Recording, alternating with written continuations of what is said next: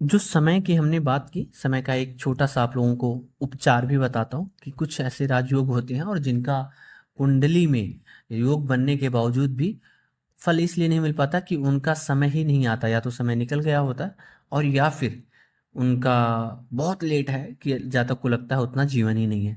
तो उसको कैसे प्राप्त करें? ऐसे में एक चीज़ जो अनुभव से नोटिस की गई है, वो ये है कि वो जो राजयोग जहाँ पर बैठ के बना रहे हैं, उसका भोगांश जब हो जाता है, फॉर एग्ज़ाम्पल अगेन पंचमेश और दशमेश का ही कॉम्बिनेशन ले लेते हैं। मान लेते हैं वो सप्तम में या पंचम में ही युति बनी हुई है। किसी की भी कुंडली में जो भी पंचमेश हो और दशमेश हो, अगर मान लेते हैं वो पंचम स्थान में बैठे हुए हैं। अब इनकी दशाएँ या तो निकल चुकी हैं या तो आएँगी तो लेकिन बहुत लेट आएँगी। तो इनका फल कैसे प्राप्त हो?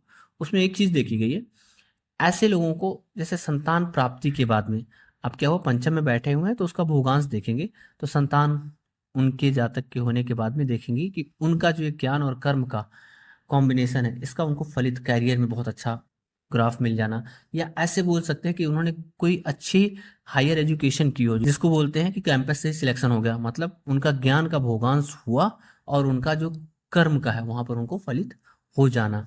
तो ऐसे कॉम्बिनेशन जब बनते हैं तो वहाँ पर उनको फल मिलता है। तो इसीलिए पंडित जी लोग कई बार सलाह देते हैं कि आपकी संतान प्राप्ति, या फिर बोलते हैं सप्तम स्थान में बोला तो बोलते हैं कि शादी आप कर लीजिए, शादी के बाद में आपकी ये चीज़ें ठीक हो जाएंगी। तो इस तरह से इसको देखते और समझते हैं। ये रहे ज्योतिष के कुछ महत्वपूर्ण जो हमने आज आपसे चर्चा किया।